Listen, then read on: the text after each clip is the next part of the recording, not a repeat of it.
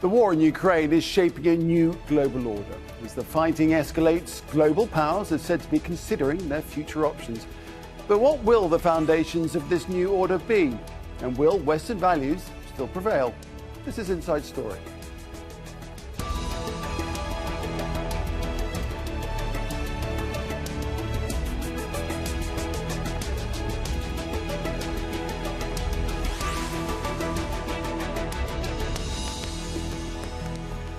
Hello there and welcome to the programme. I'm Nick Clark. The new war in Europe has been described as a turning point in human history, comparable to the attacks of 9/11 or indeed the fall of the Berlin Wall. It's been more than a month since Russia invaded Ukraine, causing death and destruction across much of the country. The invasion and the political disputes around it are disrupting the global order, which had been in place since the end of the Cold War. The conflict is also defining how democracies will confront future threats and conflicts. Western powers view the invasion not just as an assault on Ukraine's sovereignty, but, in the words of the UK Foreign Secretary Liz Truss, an assault on the foundations and rules by which societies coexist. While the United States and its allies want to bar Russia from one of the world's most important economic blocs, the G20, its members represent 85% of global output, 75% of international trade, and 2/3 of the world's population. China says the G20 is a forum to discuss economic issues and is rejecting suggestions that Moscow could be barred because of its invasion of Ukraine. Well, Qatar's Emir Sheikh Tamim bin Hamad Al Thani spoke at the Doha Forum on Saturday, and in his remarks he addressed the need to find peaceful solutions to global conflicts. It is sorrowful to see a contraction in the political and diplomatic means in favour of military expansion and armed solutions.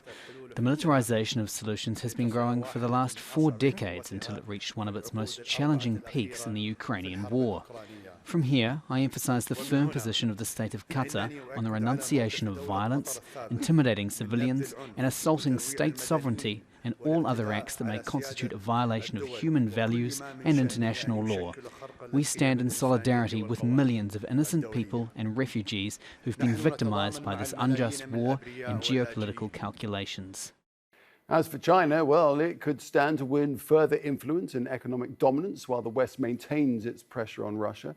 For now, Beijing seems to be backing diplomatic efforts. The Chinese Foreign Ministry says Ukraine has asked for help in finding a peaceful solution. Meanwhile, Beijing's economy is being hurt by rising commodity prices as a result of the war.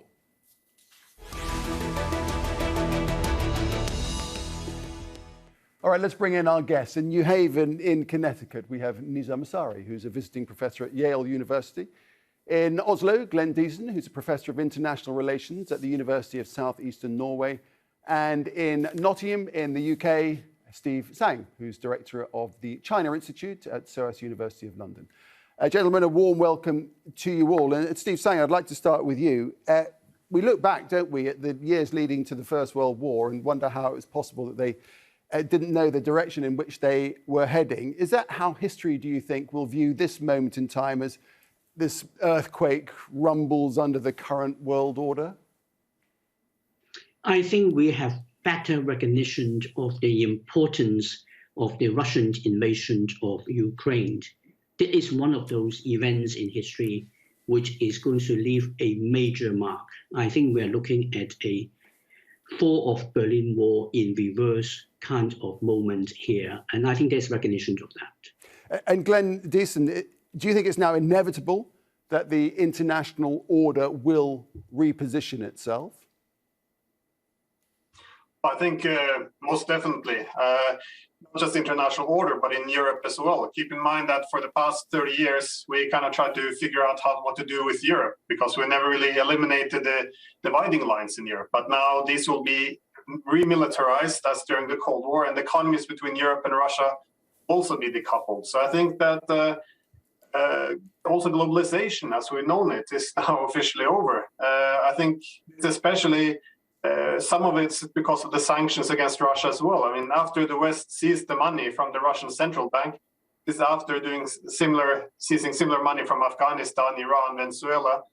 I think that the world is becoming much more skeptical of both the dollar and the euro. So I think the Russians, of course, they no longer want to trade in this dollars or euros, and we see that the rest of the world are kind of responding to this. The Indians are now wanting to buy energy in rupees. The Saudis are now considering to sell their energy in the Chinese also in their ones. And also, instead of sanctioning Russia, we see countries like China stating that they're willing to work now to establish some kind of a parallel economic financial infrastructure that's not vulnerable to Western sanctions. So I think this is definitely a huge shift in the international system. It also displays how the West or NATO and the rest of the world aren't necessarily on the same page. All right, we'll get into the whys and wherefores of all of that in just a moment. But Nizar, first of all, Nizar Massari, do you think we were inexorably leading to this moment? We had a series of events going back to the Twin Towers in 9/11, to the financial meltdown in 2008, to Brexit, to Trump, and now this. Do you think it's been a gradual progression that's been building up to this moment? The gradual progression depends on the focus we give it. I think that there is this focus you're giving it, but I think that there is another focus: the growth of China and the pivot to the Pacific. And so what I notice in today's news and in today's analysis is that people who are reminiscent from the Cold War are reviving the tensions and the hecticness of the years of the Cold War and bringing Russia as the main focus of international relations. Whereas if we look at from a broader picture, the shift is definitely towards the Pacific. The shift is towards a competition between West led by the US and China and its allies. So I see here Russia more as a satellite, not a small satellite, but an important satellite, but more as a satellite of China than really the main player. And I'm amazed at how many analyses are focusing on Russia as if the main topic is Russia. So and I think that's the second point I want to make is that if we when we keep focusing our attentions in international relations to relations among states, we forget that some people are paying the price, and it's individuals, it's communities that are really paying the high price of this shift in power. So it's the Ukrainians themselves, but it's people around the world who with energy prices going up, with wheat prices going up, and this is provoking a lot of concern among a lot of people in the world, not only about Ukraine, but about the survival of individuals on top of the refugee crisis. So we need to bring our attention focus our attention not only on state-to-state relations, but also on the impact of these on real people, real individuals. So you mean individuals in the sense of rising commodity prices and so forth, do you? Rising commodity prices, the refugee crisis, the tremendous refugee crisis that the Ukrainians are living today, but that the Syrians live, that the Yemenis are still going through, and the Afghans went through and are still going through it. So there are tremendous refugee crises around the world on top of the commodity prices that you mentioned. The German Chancellor, Olaf Scholz, he said that we're at a turning point, and it could lead in any different direction. Steve Sanger, which path do you foresee it going down? Do you agree with the view that China could be the big strategic winner out of all of this? I don't know whether China is going to be the big strategic winner out of this, but China is the really big player in the picture, or at the moment, slightly out of focus, but it is going to become the focus of attention as the war in Ukraine settles down. At the moment, with the war unfolding and the future uncertain, there is a lot of thinking about the end game being focused on what will happen to Ukraine and to Russia. But as the war entrenches itself and drags on, there will be much more attention being paid to the wider contextualized idea of an end game, which is what do so-called the West want to see the world move forward. very important parallel between Russia and Ukraine, Putin's view of Ukraine in terms of history, and China and Taiwan, and Xi Jinping's equally delusional view of Taiwan is that we know perhaps 10, 15 years down the line, China will invade Taiwan. What will the West do? I think that is going to be much more the focus in the next few years moving forward. And when that stays in focus, the whole engagement of the world order will change. I don't think we're going to see a return to the old Cold War, but we are going to see a new kind, a new version of the bifurcation of the world. The Chinese government doesn't actually want that. And that's why I start off by saying I'm not really sure the Chinese end up being the winner. Right. So when you say that nations will be looking ahead to this, what you say is an inevitable invasion of Taiwan by China, they will prepare for that moment by continuing this decoupling of the West from China. Is that what you mean? Yes, in general terms, because at the moment, the West, I mean, here the West means not just Europe and North America, yes, the democracies more generally, can sanction Russia in the way that we have done at a cost that is significant but tolerable to us. In the same situation between Taiwan and China, we cannot afford to do what we are doing to Russia, to China. Our economy will suffer much too much of a damage.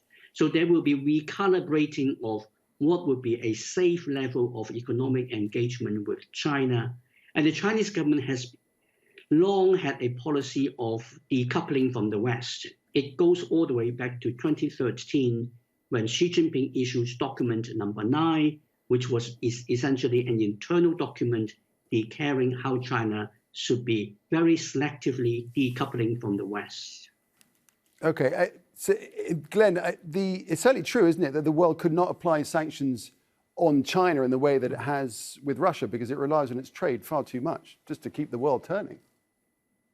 Definitely. So obviously, a complete decoupling from China would not be possible. It would simply destroy the global economy. However, that being said, you do have the issue of certain degrees. For example, the question is not only of decoupling, it's having a favorable symmetry. That means from the US perspective, they would like to see themselves and the Europeans be less dependent on China, but China should be more dependent on the West. So in other words, skew the symmetry of dependence. Now, but you can do this to certain degrees. And again, from the United States perspective, for many years now, they've been attempting to instill some bloc discipline to prevent the Europeans from buying Russian energy, buying Chinese technologies, and instead only link themselves to the United States. And obviously, this is possible to some extent. And I think this is also why the US now is trying to go after China to some extent. They're claiming that they're supporting Russia and the invasion of Ukraine because the Europeans have completely jumped on the US bandwagon in terms of putting these harsh sanctions against Russia to the extent that it's creating havoc for European economies. However, by attempting to also blame and shift blame towards the Chinese, I think the US also would like to use this crisis as a way of having the Europeans also decouple a little bit from the Chinese. Again, this has been one of the key problems of the United States. They have the Europeans, have always had security dependence on the US, but they've had a very hard time to convert the security dependence into economic loyalty.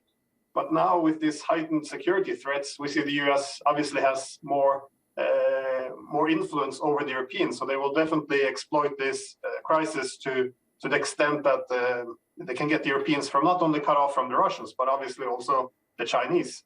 But not completely, obviously, because that's not possible. Sure. And Nizar, so are we saying that this is the end of globalization, that the world will now divide into separate, potentially hostile camps, regardless of what happens in Ukraine? Yes and no, because I would like to call our attention to the fact that many of the countries that either didn't vote or abstained in the General Assembly on the resolution condemning the invasion. And they represent a those significant proportion of the world's population, right? Well, a significant part of the world population, but it was also a significant number of countries from the African continent and from Asia.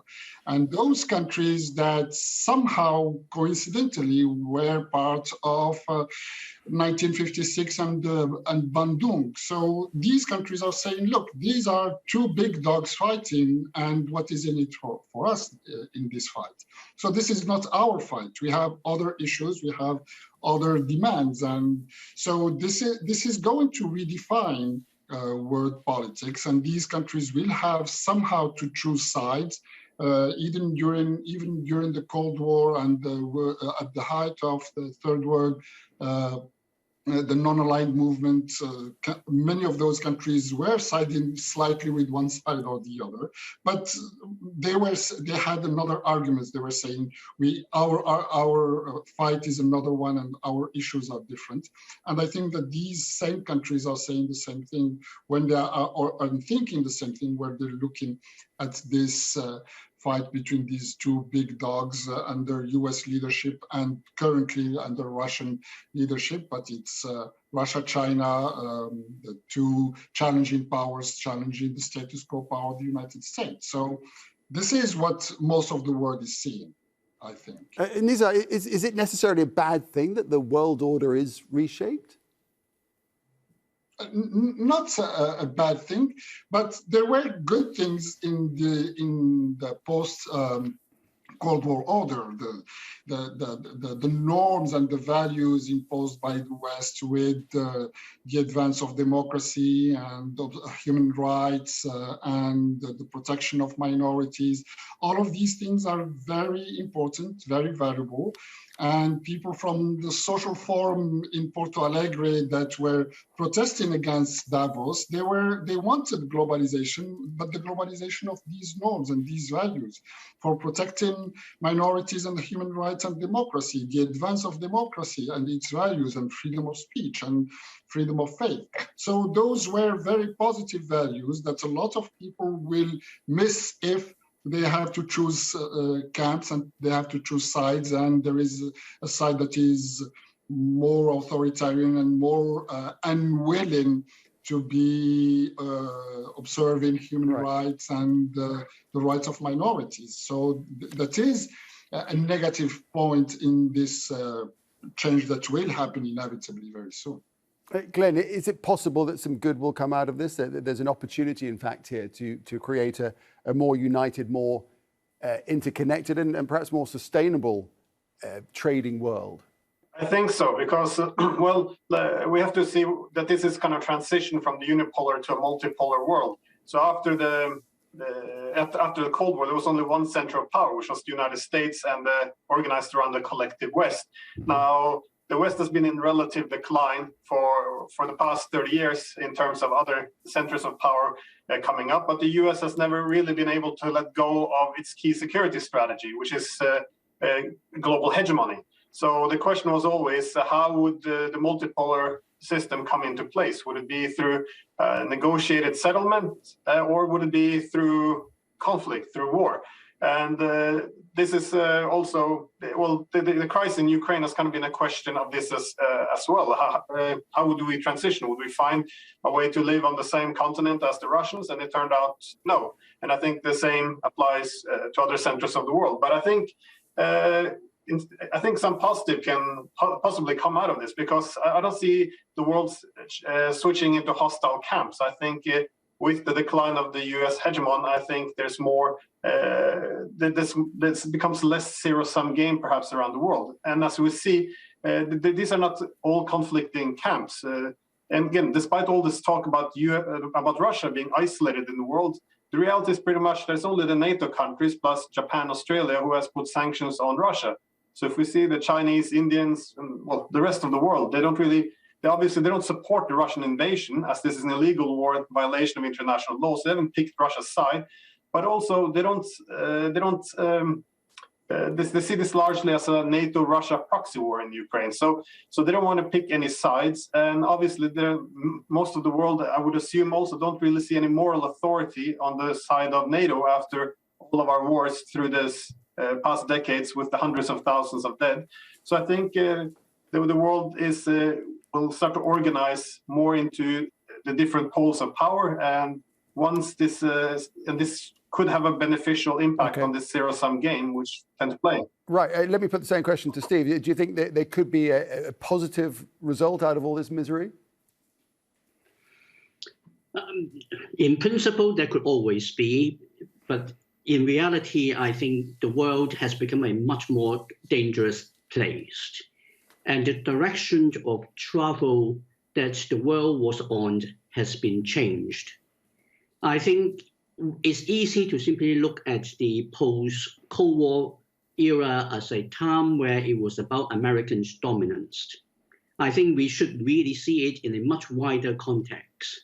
It was also an era when the European Union was changing, or for at least until now, changing the way how we look at ourselves and our relationship with other nations. The idea that in Europe, a war like what we are seeing in Ukraine today could not happen. It was wonderful while it lasted. It was an idea that until the invasion was having effect beyond Europe, to spread the idea that the world needs to move on and cannot stay in the mindset of the 19th or the 20th century. Now, in the end, this more idealistic, going beyond nationalism aspiration of the European Union has been burst as a bubble by the Russian invasion. And this, I think, has changed the world. And we are drifting into a bifurcated world, whether we like it or not. And whether the Chinese like it or not, they don't. They want to have a united world where China ultimately will become the dominant power. But that's not going to happen. Right. And let me just move it on. Get a lot more. Steve, sorry to jump in because we're just coming towards the end of the program. I just want to bring in Nizar one last time.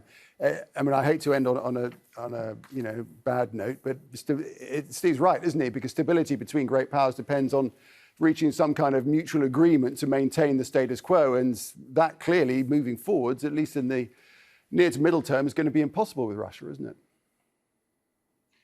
It is going to be difficult because the rising power, China, is going to challenge more and more the United States and the order it established after the end of the Cold War. So this is the moment of this shifting and of this negotiation. But we are not going to see an immediate clash of military might between these two superpowers, but it might eventually come a little bit later.